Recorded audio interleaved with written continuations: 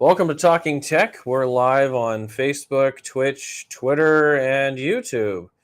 If you're not familiar with us, this is where we answer your questions, but we also talk about technology news. My name is Shawn Walsh. I'm your Emerging Services and Technologies Librarian, and with me is... I'm Troy, the Guiding Ohio online learning coach here at the Public Library. And behind the scenes... I am Allison. I'm video editor and a page at the library. All right, so here we are live. So feel free at any time to ask us questions in the chat, and we'll try to answer them. And if we can't answer them, we'll email you back, contact you back. So as we get started, we'll go ahead and some of us will share it out on our social media so people know we're out here. I keep forgetting I need to do that. Yep. And yeah, if you could do that, Allison, that'd be lovely too. Just throwing it out there. So while we get started, I can talk about my first story while you're doing that, and then when you're doing a story, I'll go ahead and share it too. Yes. So my first story is Amazon's ready to wind down Amazon Smile, which is kind of sad. So if you're not familiar with Amazon Smile was where if you went to a special website and chose a charity, Amazon Foundation would donate based on a percentage of your eligible purchases to that charity. So you as the consumer never noticed it. It wasn't added onto your bill, and Amazon didn't pay for it. It was their foundation that paid for it. So libraries, schools, churches, a lot of nonprofits benefited from Amazon Smile. And unfortunately, Amazon decided it's going to be gone February 20th this year. So if you got any eligible purchases and you want to support your local schools or any other charity, go to smile.amazon.com. and choose your charity. If you choose a library, that's awesome. But make sure, because I'm pretty sure the Madison schools are eligible. All of the churches around us are eligible. A lot of other nonprofits, societies, and things like that are eligible. So support them and try to push them through to get some money before the 20th. So what do you got there, Charlie? Let's As see. I share out my story. Yes. Do we want to talk about the new Galaxy stuff that just got released? I was starting to read it, but I haven't even unpacked it yet. So this is news to me. Yeah. So, obviously pricing is going to be a little bit crazy, considering the fact that the Ultra is about $1,200. Wow. What the 21 was about the same. Yeah. I'm pretty sure, but supposedly it's going to come with like a 200 megapixel camera. I don't know why. I will say, I'll be honest with you, those phones have some of the best. Truth be told, that's what I'm using is something in that family. Much older, but in that family, some of the best phone cameras out there, in my opinion. Yeah. So that's really all I think they gave us also like spec sheets and stuff, but I'm not going to go through all that because no one wants to listen to every single little bit and part that's inside of these phones, other than they really only want to know about the camera and the pricing for it. So, and it doesn't really list like what they will be starting at, but at this point they just kind of talk about like, of course, the best model that they have is like $1,200. Oh, yeah. So that's starting with about 200 and what? But provides double the storage. I think they typed the storage amount in wrong. What was the storage, dude? 256 megabytes. Wow, I know. A whopping 256 meg. Yeah, I know, right? Wow. At one point that was a big storage number, but now it's not at all. Oof. Well, yeah, I date back pretty far back, and 256 meg. When I got a computer with that much RAM, like that was awesome. Yeah. Now it's like I have flash drives, and those are old flash drives at that point. I just bought a bunch of cards for our cameras at that. Yeah. No, 256 gigs. Sorry, not meg. Yeah, gig. It's gigs, not megs, but like they on here, it's just marked as 256 megabytes, which is not much at all. Typo. Yeah, very much a typo.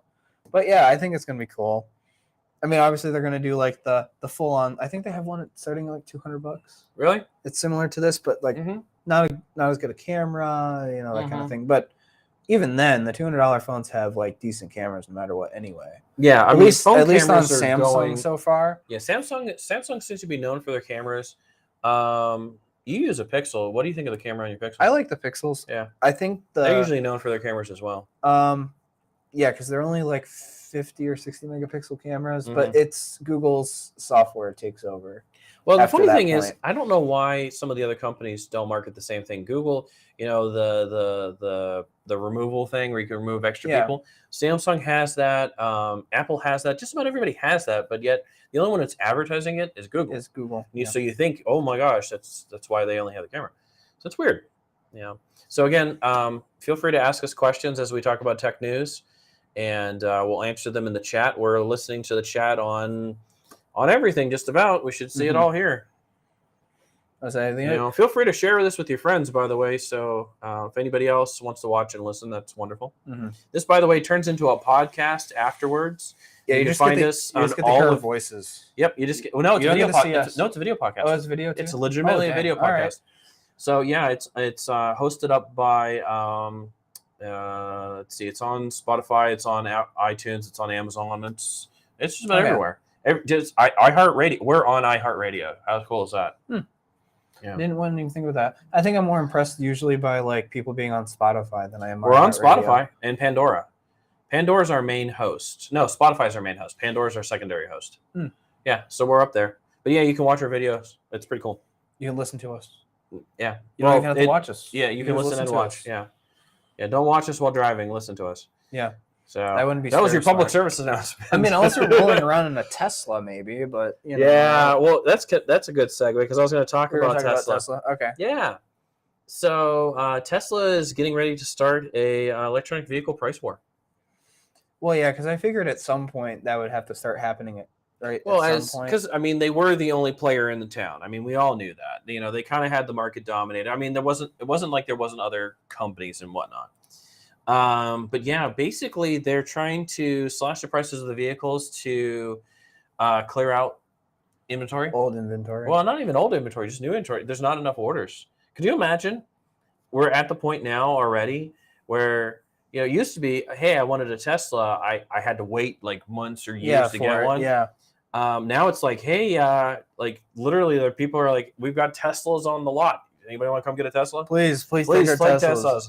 Yeah, and I'm not endorsing Tesla. I just, they were the first one out the gate, so I found that interesting. Well, they weren't really the first, but like they were the major player out the gate. Yeah. So yeah, either they're taking a big hit financially and they need to clear out some stuff, or to be honest with you, you figure all the major manufacturers have something. Yeah, they've all gone thoroughly competing. Yeah, usually they have like one or two EVs, maybe a hybrid in there somewhere. And they're cranking out all kinds of vehicles, trucks and SUVs and sedans, and I mean just about every car class is covered. So yeah, I'm looking for the price war. I'm ready for this to get to a decent price. There are definitely times for a gasoline vehicle, but in some cases it would be nice, because I got an hour drive up and an hour drive down. It'd be nice to use electric instead. Yeah. So what's your next story out there? Well, actually, I have one that I don't have on here. Okay. Kind of talking about electric. The alternative to electric would be hydrogen. Hydrogen? Yeah. Yes, hydrogen. Yeah. So what if I were to tell you, Toyota is working on conversion kits for vehicles. Okay. So instead of going out and buying a brand new unit or a car with hydrogen engine in it or like a EV battery engine in it, you could put that setup in your car yourself, sort of thing. Okay. If you were savvy enough, of course, you could probably I'm fascinated by the fact that that let's see if I can still find hydrogen is kind of flammable. Think the Hindenburg disaster. Well, I know, but hydrogen has than electric. Actually, yeah, it more absolutely torque. does. Well, actually, less torque still than electric, but we're not going to worry about that. Yeah, you can't get electric for torque. Well, exactly. Any electric, I've always found when it comes to chainsaws or something like that, I actually feel more comfortable with a gasoline powered chainsaw because it will stall if something goes wrong while I'm cutting a tree or whatever. The electric, it's just going to go berserk and keep going. Electric chainsaws scare me a little bit. Yeah, so they took a bunch of their old AE86s. Yeah. And they essentially just put hydrogen engine in one of them, and they put an EV engine in the other. And they said that eventually the technology will be down enough to where they will most likely be selling these engines separately Okay. for people to use as I mean, future I could see someone references. dropping in a hydrogen engine or whatever. A while back, there was a news story down by me. There's a company in or around Boardman or Austintown, Ohio, that's doing natural gas conversions. And so they're going in and swapping out. It's not much because it's still pretty much the same engine. It's just, injectors and things like that are getting changed out for natural gas, compressed natural gas. And I haven't heard much of them lately, but I know that there are fleets of vehicles because I drive up Interstate 11, and at least one fleet of vehicle I see on a regular basis, which is the Schwann's. I think I said that right. The home food delivery. They're all compressed natural gas. And I know Late Train actually used compressed natural gas. Yeah, I knew about that. Yeah. And the last time I looked, compressed natural gas at the station, because there's a station in, I'm trying to think of the name. It's off of 322. It's near Orwell. I can't think of the town over there. But the station, it's been $1.99 for the last 3 years. 3 years, because sometimes I drive that way to come home. Yeah. 3 years at $1.99 when gas and stuff has gone up and down, up and down. Oh, yeah. Yeah. So it's kind of fascinating. Yeah, but no, I would like to see like more companies start coming out with conversion kits for this eventually, because we want to make it to zero emissions at some point. So or there, some combination. Speaking of emissions, I just read that we're only a couple years away from total repair of the ozone layer. Oh yeah, I saw that too. Yeah. As I was searching around too, I saw that. That's pretty cool. I mean, there's some self-healing that happened because it is a self-healing thing. So I think the big ozone scare was before you guys were born, right? Or was that within? I think it was a little bit during when I was alive. Like when you were little? Okay. I mean, there were movies and stuff where like the ozone layer failed and it's almost like a death ray and stuff. Stuff like that when I was in high school and in middle school and all that stuff. And even probably before that, but yeah, I mean, we were going to from CFCs and all that, we're going to destroy the ozone, and so we banned a lot of that stuff, and other countries did as well. And it's kind of cool to hear that it pretty much the Earth healed itself, and self-healing. Exactly, it's self-healing. I mean, we stopped blowing stuff up into the air that rotted it, but so that's cool. So so it's almost a couple more years. A couple more years, and then maybe a couple more years. It's gonna be done. Done. Back to normal. Cool. Yeah. Cool. So you just did a story. So I kind of really got a kick out of this story, because it literally is probably one of the coolest things I've heard in a while. So Columbia University researchers. They're 3D printing skin, and we've been 3D printing skin for a while, right? Well, we've been 3D printing like organs and stuff as well. Exactly. So, well, here's something, and it's kind of funny. It's amazing how it struck me as surprising that this is just an idea just came about. Okay, for people who have experienced traumatic burns, we normally get skin grafts. We get them from cadavers, or we can 3D print skin and things like that, or we can take it from other sections, whatever, for healing.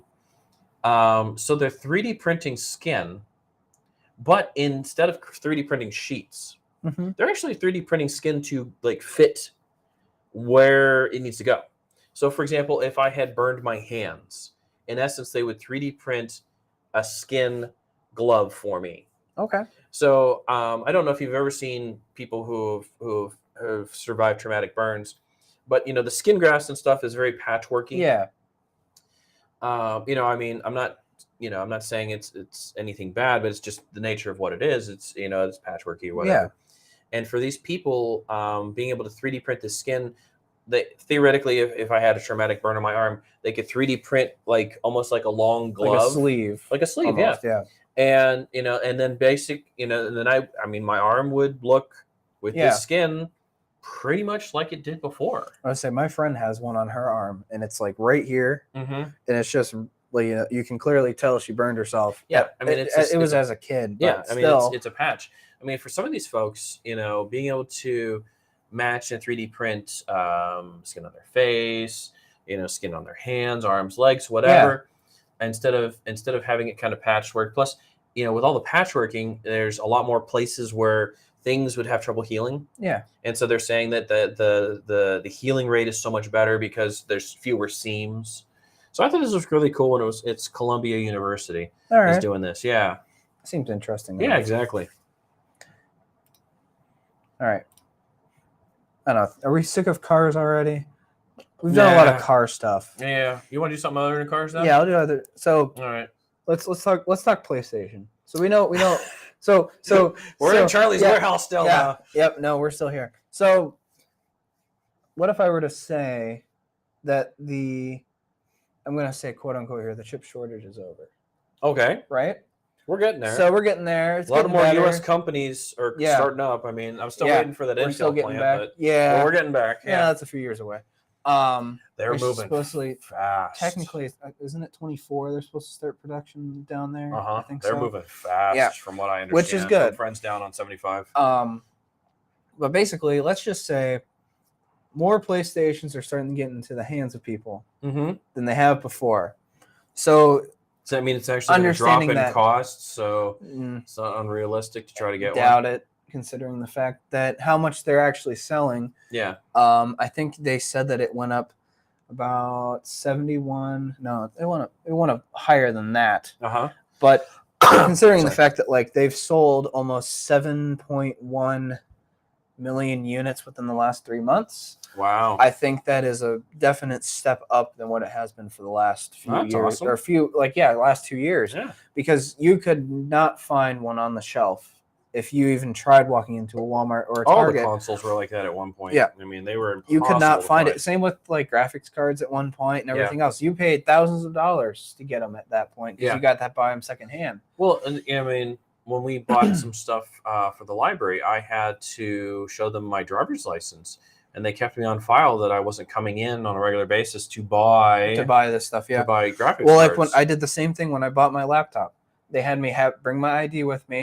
They had to make sure that it was me. Yeah, they took 10 minutes to verify that I was who I was, and making sure that I wasn't just buying this laptop to go home and mine crypto with it. Yeah.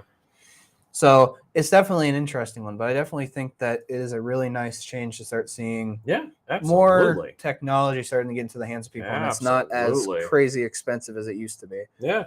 Yeah. That's great. So again, we're reading off technology news, but if you're interested in asking us any questions, any technology questions, feel free to chime in on the chat and let us know. Even if you're watching this after the fact, feel free to throw things into the chat. We do see and watch all of this afterwards, and we can answer your questions via email or social media. So I've got a couple of 3D printer stories. Okay. So I'm going to start with my first one that I don't think either of you guys heard yet. So should it be scared or enthused? Both. Okay. Good to know. So I'm going to assume that within your lifetime, you have seen a wasp make a paper cone nest in a tree. Big old wasp nest, right, Allison? Yeah. Okay. You? Are we gonna start printing paper-wise now? So think about how that's done. Are we doing paper mache printing now? Sort of. So technically, isn't it mud? It's mud. A lot. Well, it's paper. It's wood. They make paper out of it and they chew it up. So if you can imagine how this is done. The wasp goes out and chews on wood or mud or whatever, comes back, basically just deposits it on the nest, and goes back again. Now, what if I hooked up a 3D printer to a drone, and the drone would deposit what it needs to build, go back to base, refill, and come back? Okay. Now, multiply that by hundreds. That'd be a lot of quick building. So could you imagine a swarm, like a swarm of bees, but it's all drones? What's scarier, the swarm of bees or the swarm of drones coming at your face? I don't know. Ask Nicolas Cage. The bees. The bees. But what do you think about that? So literally it could be, these drones could be flying around, pouring concrete, okay? And or plastic or whatever to build up a structure. Yeah. And it doesn't have to be honeycombed or wasp nesty looking or whatever. But could you imagine that? They're just flying in and out, in and out, in and out to wherever the source of the concrete is. They deposit whatever load of concrete they can carry and then go back again over and over and over instead again. of like building it in one, like in a room, you could Yeah, definitely because make. I mean, I've showed you guys videos, or we've seen videos of the cement 3D printer that Well, yeah. like extrudes out cement and goes around. Well, yeah. Well, the problem with that is it is a fixed shape and structure. Well, yeah. Where, and this is different than even our 3D printers here, it's freeform. They could fly in at any angle or any direction. That's true. And build any direction as long as it's curing fast enough. They literally, and if it's some kind of resin or plastic, think how quick that cures. Oh yeah. Could you imagine the structures and shapes that can be built? Because it is, they can be tiny, they can be large drones. So that's one of them. I got another kind of 3D printing thing. Mm-hmm. So the U.S. Navy. By the way, a lot of people don't realize that the U.S. Navy has piloted so many cool technologies on carriers and destroyers and stuff like that we don't even realize that all that research came from the Navy, and it's now part of our day-to-day basis. Mm-hmm. So a Navy ship, and I don't know which ship, I was trying to figure that out, got basically a liquid metal 3D printer. So it is called the Elm X. It's made by Xerox. Measures 9 feet by 7 feet. Okay, and it's contained in a 20-foot like shipping container. Weighs about 4,600 and some pounds. Uses 480 volts. But what it basically does is you feed in aluminum wire into it. Yeah, and then it basically melts. Enough. So what's it running at? I got the temperature on it somewhere. 1,564 degrees Fahrenheit. Gets that aluminum hot and then 3D prints with molten aluminum. Same process as the 3D printers here at the library. Just with liquid metal. Just with liquid metal. So 480 volts, I mean, which that's industrial level. That's pretty heavy grade. Easy way to build more parts. Yeah. So as long as you have the steel on you. Well, aluminum. Or aluminum. Yeah. Yeah, it's got to be aluminum. So but that's okay because I mean, aluminum doesn't rust. Aluminum's pretty easy to manufacture. Aluminum's easy to recycle. Aluminum doesn't rust, but it erodes. Yeah, it gets a aluminum oxide on the outside. Yeah, you're right. But it's used in sea stuff all the time and whatnot. Yeah. So what do you think about that, Allison? Is that kind of cool? Giant liquid 3D printer? It's interesting. Print a car. Yeah. Yeah. Well, like the example I saw was kind of cool. It was they were printing a wrench. Mm. And obviously the ship would have a wrench, and the cool thing is you're like, well, at 480 volts, that's a lot of power. Most Navy vessels produce tons of spare electricity. Well, because if you think about it, they're mainly diesel engines, if I'm not mistaken. They're diesel electric or nuclear electric, nuclear steam. Well, yeah, your submarines are usually nuclear. Carriers are nuke too. Yeah. Just really depends on the... Yeah, so props to the Navy, and it's kind of cool to hear Xerox, You figure Xerox kind of began a lot of technology for us. I mean, you're using a laptop. Everything there dates back to, some Xerox innovations for operating systems. Oh, yeah. Yeah. Make it easier to use. Yeah. Oh, boy. So what you got? I have some E3 news. Okay, E3. So E3 video game. Oh well, what's the really weird? Well, yeah, there's actual technologies and stuff that are involved. I mean, it's a technology conference that goes on every year, and it hasn't been going on for the past 2 years. Yeah. They took a hiatus for a little while, but historically, every year that this is one of the big rollouts of video games and consumer electronic things and some big tech too. Some big things were announced. I think back in the day, some of the very first 3D printing stuff was announced at E3. Mm-hmm. Yeah, but basically, let's just say none of your big console brands are showing up to E3 this year. So are they boycotting, or they're just not going to do anything? I think with the success of having more time, than E3 would usually allow. Mm-hmm. So, because think about it, most of your main console conferences or main brand conferences usually last about 2.5 hours. Yeah, something like that. Usually. Yeah.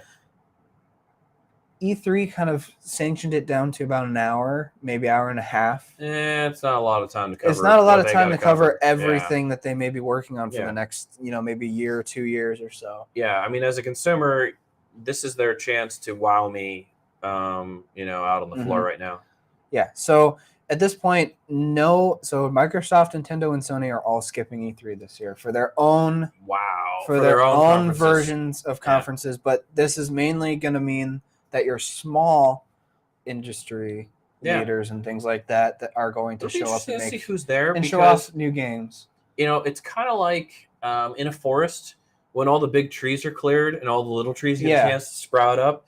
Maybe we'll get some cool little tree companies, that'll come out and wow us. I mean, back in the day, man, I love saying back in the day because it's so long ago. But I can remember at a technology conference, it was the first time that the PC Engine folks, so the TurboGrafx 16 folks, really made a splash.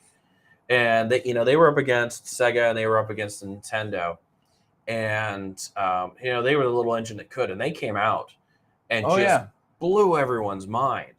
And they kind of came out of left field at a conference like this. So it could be cool to see what comes out of E3 now.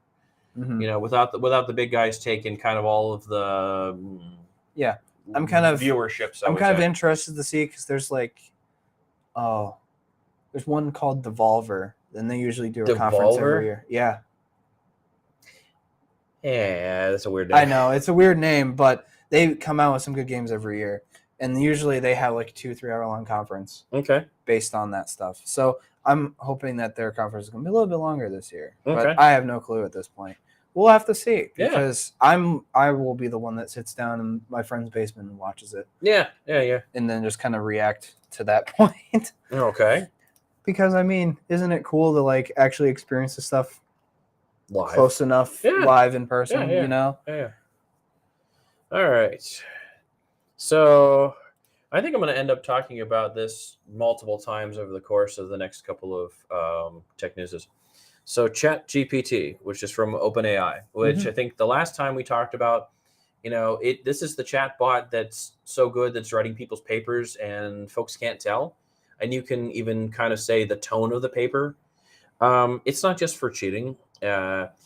People have been using this OpenAI, this discussion, this chat bot to do a lot of stuff. And it's kind of cool. So they've already reached 100 million monthly active users in January. Oh, wow. So we first started talking about this in November, December. 100 million. This is the fastest growing app in history at this point. Outtracks Twitter, Twitch, Facebook, YouTube, all of it. In just a short amount of time, it jumped up that quick. And it is kind of cool. I know a lot of libraries are talking about, the future of this chat bot. So I shouldn't even say a bot because that's kind of demeaning to it. It's really, truly artificial intelligence. I don't know, because Charlie and I played Dungeons and Dragons. It was kind of cool. People were asking it to design player characters, and it was actually following all of the rules of the different game systems. Oh, that's cool. And building a character or building a spell or whatever, some kind of add-on thing. It was very thorough, and very correct. Original chatbots, you could trip up and they would say something silly. Yes, or something dumb or something. This is not. This is so much more refined. And I know Microsoft has invested, I think it was in the billions of dollars last time we met. I think so, yeah. 10 billion or something like that. Yeah, something crazy. A lot of huge investment in this. And, this isn't Skynet per se. This isn't a self-aware AI or anything like that. Yeah. That's weird. This is more along the lines of, we all got used to Siri or Alexa or whatever, and we all get a laugh out of the fact that sometimes we ask it questions and it, you say, Alexa, turn off the lights, and it goes, I don't know how to make you a sandwich or something. Yeah, something weird. Silly. Yeah. This is more of a natural right. language. Yeah. Okay. And think about it as a natural language search. So, you can do I don't want to say the certain command because my phone will go off, but, a certain command for Google or a certain command for an iPhone or a certain command for Android, and it does its best.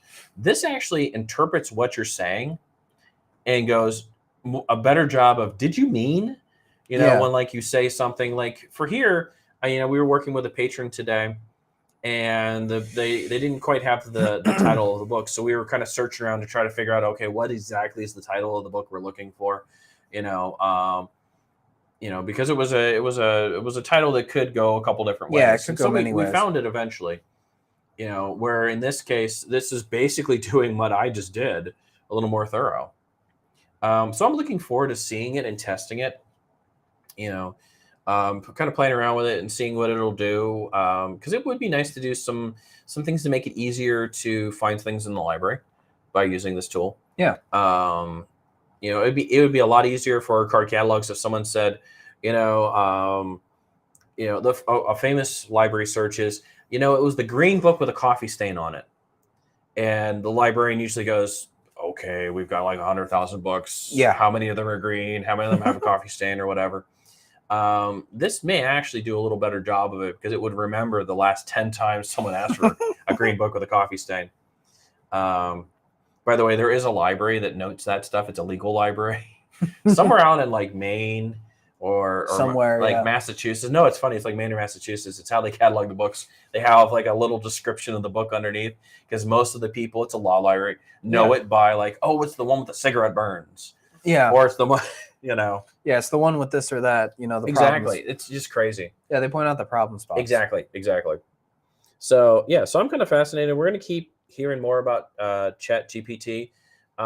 It's starting to make the consumer news, like your normal ABC, CBS, NBC news out of the tech news.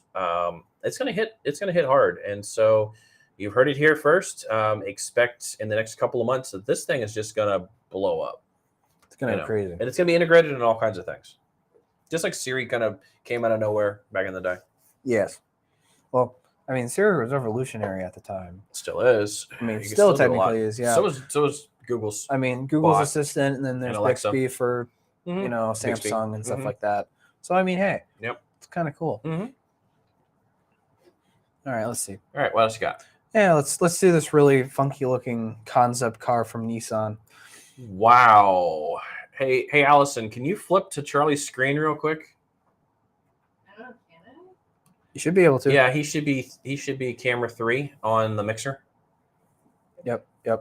There you go. There we go. So this is the Nissan Max Out. Yeah, that's legit name. Man, they gotta work on. I know. Names. Yep. No. Oh. It's no better than some of the other car names. Hey, Allison, out of curiosity, can you turn on picture in picture and see if we show up in the corner? It's on the mixer. You know where it's at? We want the show. There we are. Yeah. By the way, we're experimenting with some new technology we got for a grant, and so that's part of why I've asked Alice to do a couple things. Yeah, we're looking at a TV right now, not a monitor anymore. Yep. So it makes it easier for us to talk directly to you and So hi, Margaret. Hello. Yeah. So this is a actual electric convertible concept that Nissan has put out. Okay. So EV. But like futuristic looking. Okay. Or what would be considered futuristic looking in maybe, I don't know, 70s, 80s? It feels maybe 90s. It feels very 90s. like, okay, I'll give you, it's like old school Battlestar Galactica or Buck Rogers, but either one of those TV shows from the 80s or Logan's Run. It looks a lot like some of the cars from the Logan's Run TV show. So I'm definitely dating myself and also saying how much of a giant sci-fi nerd I am. Yeah, so basically this is going to be something like that takes over. At this point, people are going to, yell at me for this, but it's going to take over this, basically, essentially take over the Skyline at some point. Maybe. Maybe not. We'll see. But this is essentially what is going to be but you know what? Performance model for EV. Kind of thinking through, how many EVs do you know that are convertibles? Not many. Not very many. Because I'm staring at that. I'm thinking, other than Tesla's Tesla has a sports convertible. car. Oh well, yeah, okay. The one they they have the launched sports into space. car. Yeah. The one that he launched shot space. number 1 up into the space. Yeah. Okay, I forgot about that one. Yeah. But I was kind of thinking through. Most EVs don't have a A retractable roof. A retractable roof, and some of them have like the moonlight. the Or moon no- roof, the yeah, big like the open moon roof, roof yeah, or the big sliding sunroof. roof. Some of them have those, but like not a true convertible, at least that I know of yet. Yeah, nifty. Now this is not the only one that Okay. not necessarily Nissan, but like Hyundai and everything else. Now Hyundai's was awesome looking. Oh yeah. Imagine something along the lines of a sports car Okay. from around the same era of looking Yeah. car, Yeah. except a lot nicer looking. A lot nicer looking. I would have to find it and Yeah. show it off. But Mhm. that I think I talked about it a few Yeah, talking yeah, I texts definitely ago. But it was probably, Wow. I would say probably closer to October or September. Okay. I think I talked about it. So hey, go back into our our previous videos and check us out back in October. And we're always behind on our podcast, so it's probably October's coming up. Yeah, I just don't remember. Yeah. I just don't remember what they called it, but it was Yeah. a really cool concept that they had That's at the cool. time. So this is like one of the many concepts coming Yeah, out of. That's I think cool. this is the Tokyo Auto Show that they're showing That's this one cool. off at. Let's see. Yeah, Oh, they even got the pictures of every side. Now that nifty. that's a Dodge. Yeah, that looks like a Rear Charger or taillight. Challenger, Yep. man. Yeah. That's like in the beginning of the first Cars movie when they're all next to Lightning McQueen's truck. Mm-hmm. All revving, like that's what that reminds me of. Yep. Yeah. It's the same thing. Yep. Pretty cool. Yeah, but it's Right. definitely interesting. Yeah. All right. You want to come back to us, Allison? Thank you. That worked out pretty darn good. All right. New equipment. Woohoo! Yeah. And the cool thing is all this equipment that we're piloting and testing in here, we're also going to be using with Madison students in grades 4 through 12 at some point during one of our YouTube experiences, one of our video experiences. So it's kind of cool. So here's another drone thing for you, and it's funny. Have either of you ever done lifeguard training at all, or anything like that? Any life-saving training at all? Not really. Okay, I could have. but you've all swam and stuff, and been in a pool or whatever, where there's a lifeguard with one of those big, like big foam things, that they throw out because you're not supposed to kind of approach a person because a drowning person could pull you under as a lifesaver. A lifeguard. So here's a drone thought that it kind of just hit me as something cool. So I had to look up the name of it because they use an abbreviation, but it's the Royal Life-Saving Society of the United Kingdom. Because they just said the RLSS. And I'm like, what the heck's an RLSS? I'm like, what kind of simple syndication is that? Is that an RSS feed? But they're going to be using drones in the UK to help swimmers that are in trouble. Okay. So if you can imagine, the drone is going to fly out one of those life-saving kind of buoy things that you can latch onto, and float with the rope that you can still pull them in. And even in some cases, the drone, if it's big enough, will pull the person in. Mm-hmm. I think that's kind of a cool concept. Could you imagine that, in theory, you could have, because there's a shortage of lifeguards. I don't know if have you guys heard I've this at known all? about that. Yeah. Yeah, there's a shortage of lifeguards. There's not enough people willing to do the job, and enough people that has the training or whatever. Kind of like every other industry, but not enough lifeguards.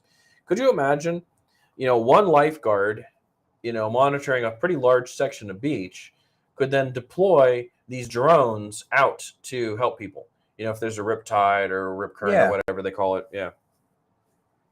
So I thought that was pretty cool. I like to see technology used not to solve a human problem, but to augment or add as a tool. Because you can't fix every human problem. People are going to go out into the water during bad weather and a rip current or whatever. You can't stop them with technology, but you can rescue them with technology. Yes, exactly. So what else you got going on in there? Well, I did find the concept Did you? car. So it's called the Hyundai Envision 74 electric concept. All right. It's actually a hydrogen Really? fuel cell and electric hybrid. Wow. That's kind And of cool. it's It's aggressive looking. The 74 is basically they're putting it off against a car from the 70s. That looks like the DeLorean almost in a way. Yes, it does. Hey, Allison, can you do another flip for us real quick? Yeah. Okay, from the front, it kind of looks like a Camaro, maybe. What do you think? Mhm. Something like that. Go down to one of those side pictures. Man, I mean, not necessarily that one with like the scoops on the side, but keep going a little bit lower. That guy right there at the bottom, that screams DeLorean. So this is the concept. Yeah. So the Pony Coupe was I would assume Hyundai's version of a sports car at the time, to compete with like the Mustang and the Camaro at that point. It even says DeLorean. Yeah. Oh, I didn't even read that because this is the first time I've seen. It's the first time I think I've seen the website. Yeah. But Hyundai never Wow. put the car into production, so this is. And then the designer went on to do the DeLorean DMC-12. Yeah. So, wow, look at that. Wow. So I really kind of like the pixelated headlights, but then eventually there's going to be a dead pixel in there somewhere, and then it would make you very, very sad. Yeah, that would make me terribly sad. Look at how aggressive that looks from behind. I know. Wow. And then this is like one of their original concepts. I was going to say that reminds me of like a Chrysler LeBaron or something. Yeah. Yeah. But yeah, no, this is a lot of those concept. cars. This is a concept car that they're working on, and I would love to see this actually come to fruition. Wow. In my opinion, because this would look sick. It would on the road really and on the track at points. It really would. That picture right there. That picture right there really, really looks. I mean, it has that look of, yeah. I don't know how to describe it. I mean, it has that really mean, aggressive kind of like stance, like a Mustang, but then it has elements that kind of remind me of, it's kind of like a little bit of everybody's in there.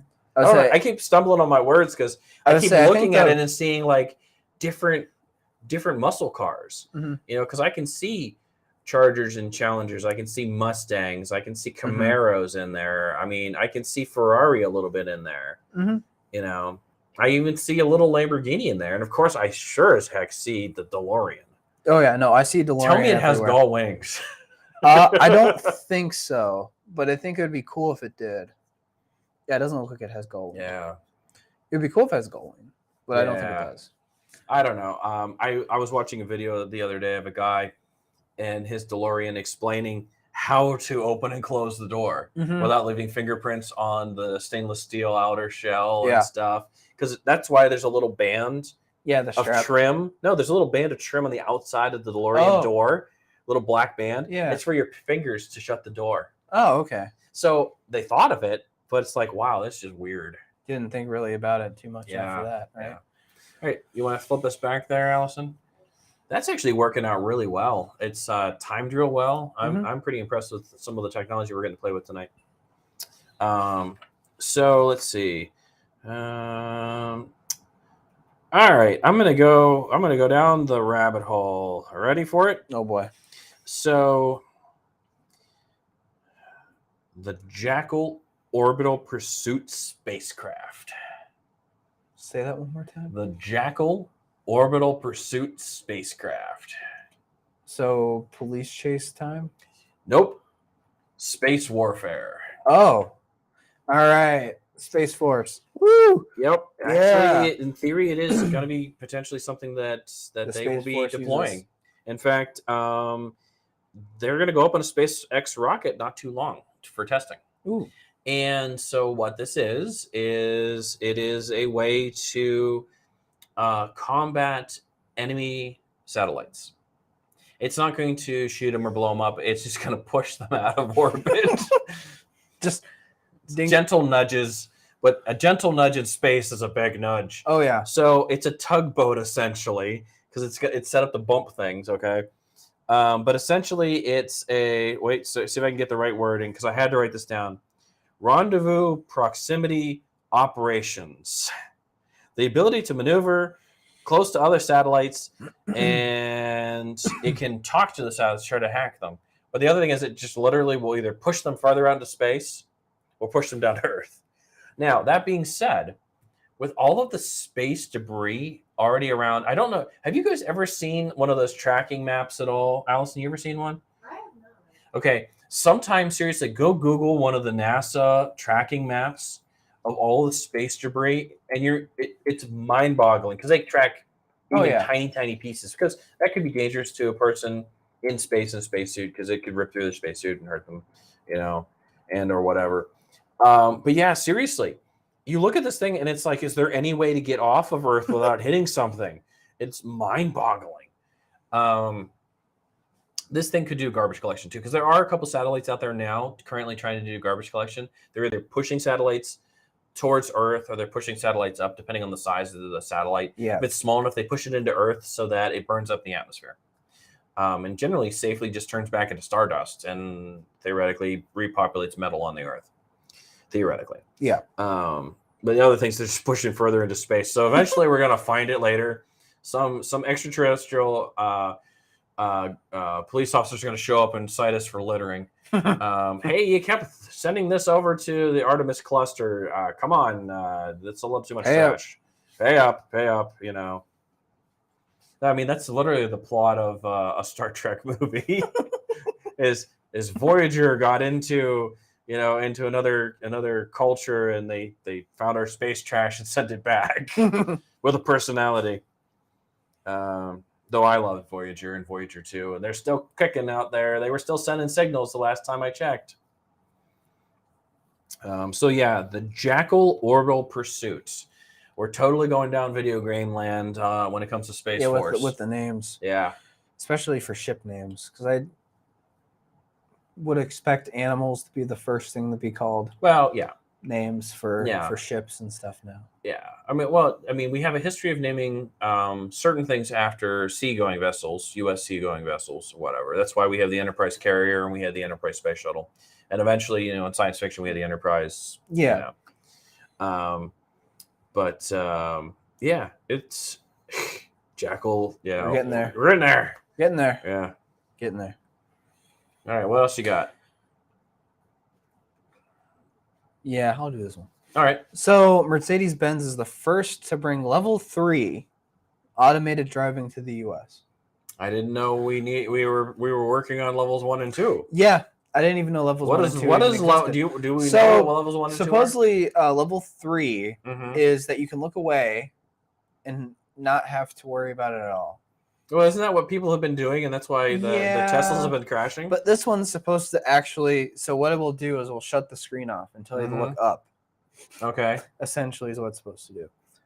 But it will still do like it auto brakes and everything else, auto steers, however it wants to.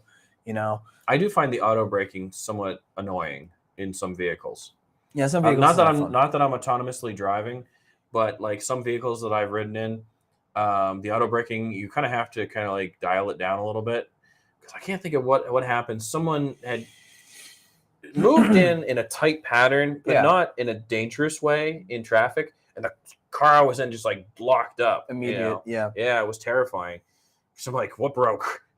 What did break? Yeah, no, nothing broke. It was just your auto braking. But yeah, so essentially, you'll be able to play, games and stuff as. Yeah, I see it says you can play Tetris while cruising down the highway.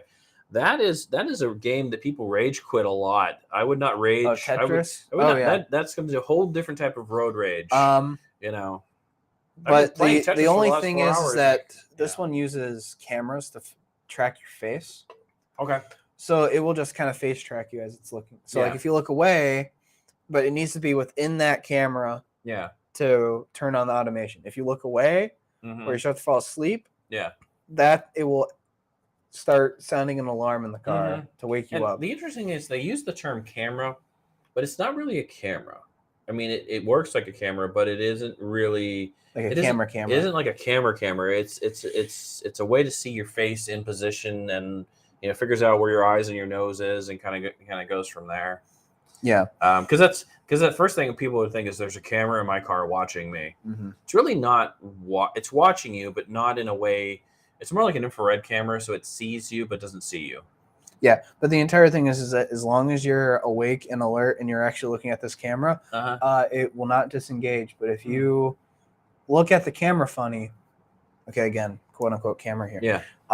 It may disengage. Like, hey, you're not here. Yeah. I know my friend has on her car the things that sense whether your hands are on the steering wheel or not. And I don't know if it's because of poor blood circulation or what, but it sure as heck goes, "You're not touching the steering wheel." And we're all like, "Yes, she is touching the steering wheel." So we're getting there. Yeah, we're getting there. But I just love how out of nowhere level 3 automation exists. Yeah, I wonder if it's a branding thing. Yeah. You know, like someone decided we're gonna come up with these names and these like It's these definitely these, something these Mercedes-Benz things. would Yeah. do.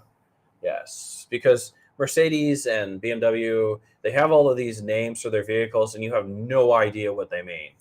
Let's see what they usually go with, like a letter, and then like either if it's a high performance, it's usually like 3 letter or it's like 3 numbers. Yeah. And then there's like the smaller ones that are like 1 or 2 numbers. Mhm. You know, it's kind of that kind of thing. Yeah, exactly. It's kind of a little Confusing. weird, but you know what? Whatever. We're not going to worry about that.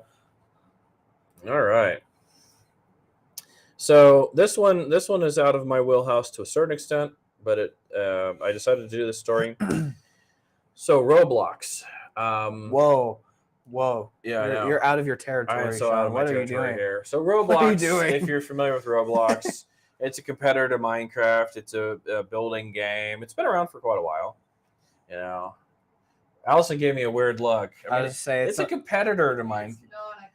Well, I don't think It's I. not even close.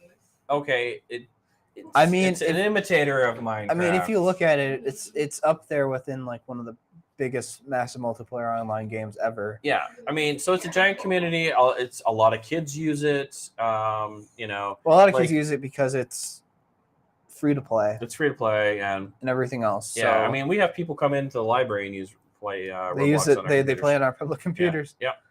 High schoolers, oddly. Yeah.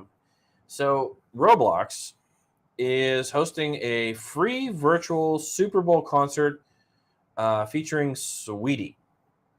I am not Did Sean pronounce that right? How bad did I mangle their name? No, I don't even know who that is. It's Okay. just funny. Well, that's the thing. I didn't even know who it was either. And I Well- mean, I'm not into hip hop. It's not really my genre, or at least modern hip hop. I mean, older hip hop, yeah, like Beastie Boys and Grandmaster Flash, and like the stuff that was around when I was a kid. I had no idea who this person is.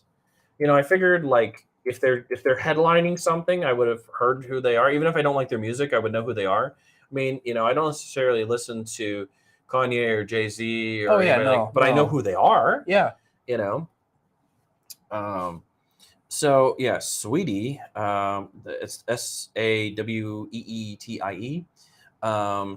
So the virtual concert will take place in Rhythm City in Roblox. So I'm guessing that's an area. It's probably a free game. play area. Yeah.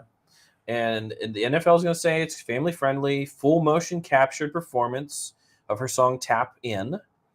Never heard of any of those. Cool. Again, Okay. I don't listen to that kind of, you know, hip hop's not necessarily that. This modern hip hop is not really my genre. Not that I'm Allison's looking a little against it. deeper into this. Not that I'm against it. It's just not my jam. You know, just not my thing.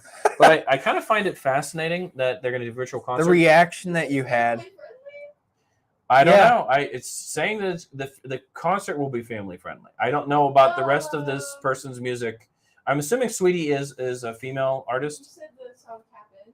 Yeah. Okay. Alrighty then. So I haven't, you know, we're gonna, yeah. Again, I'm coming at this totally blind on the fact of the music end of it. I'm coming in with the whole like, Yeah. I don't know. You guys play Fortnite, right? No. But have you played Fortnite? I played it like Have you once or played twice. Fortnite? Okay. I will say I've played it twice. So I was fascinated with Fortnite when they did the whole Star Wars thing, and they brought in like Star Wars people, and they had Oh, yeah, like the a Star characters and Wars stuff. launch. Yeah. And they actually had like different movie stars, Yeah. Motion capture and thing. I find it interesting because I date back to Second Life, you know, and you know I was a lot of people going, okay, so this is Sims with like real people. What do we do? And so people were trying to have virtual concerts and stuff. And needless to say, I kind of got into this whole like, I'm going to go walk around for a little while and I'm going to look at stuff and I'll see in a month or two, you know? Because I mean, there's libraries who spent a lot of money building virtual islands and virtual representation of their library in Second Life. And it was kind of interesting to cruise Second Life. It's still alive right now. It's ironic. Second Life is alive, but I kind of went back to all of the places not too long ago. it's like a ghost town out west. There's all these buildings and all this stuff, but there's like nobody Nobody's around. there. Yeah. Yeah. There's nobody. There's nothing. I mean, there's a vibrant community within the people who totally love that. Just like Oh yeah. every other MMO or other game or any community, there's like the diehard fans, and then there's like everybody who gets in for a while and they're gone. Yeah. This is gone. So I don't know. Roblox is going to try to do family friendly, do a concert or whatever, but I don't know.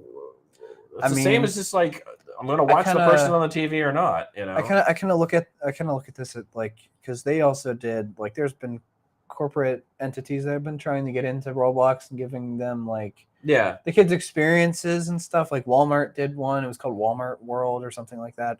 It was okay. Walmart World. Yep. Yeah. Yep. You ran around. There's Walmart brand stuff everywhere. It was cool, but I was like, you know. I don't know. Like they're trying, but I think people are trying to create something in a place that it needs to develop naturally, and shoehorning in to any of these communities, whether it's Roblox or Minecraft or an MMO or something like that, or fighting or something like that. I think it's fun for a second, and then like whatever. I think if something developed naturally within, because we've talked before about people having memorials in games for players who have passed.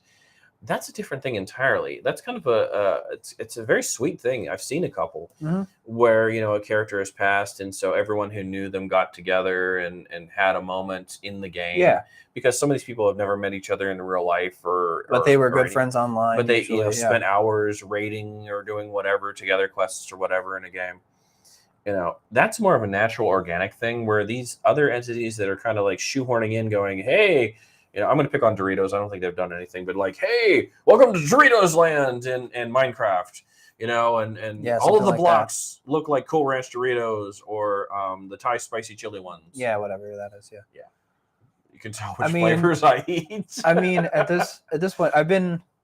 Oh, which one was it? So Roblox had a Spirit Halloween one. And it was a recreation of the entire Spirit Halloween store in Columbus. Really? In Columbus? Yeah, it was a Columbus Spirit Halloween. They recreated the entire store. So, but they modeled all of the attractions and everything in it. Going back to my thing about Second Life, yeah, it'd be hilarious if Spirit Halloween came in and stuck their logo on abandoned buildings. That would be hilarious. If you don't know, Spirit Halloween is the sign that your mall or whatever strip mall or whatever building is in a bad place empty. Because they just appear out of nowhere and then they're gone again. It's like the one that usually takes up the old Toys R Us in Menor. Toys R Us or an old Kmart building or whatever. Yeah, that's fascinating.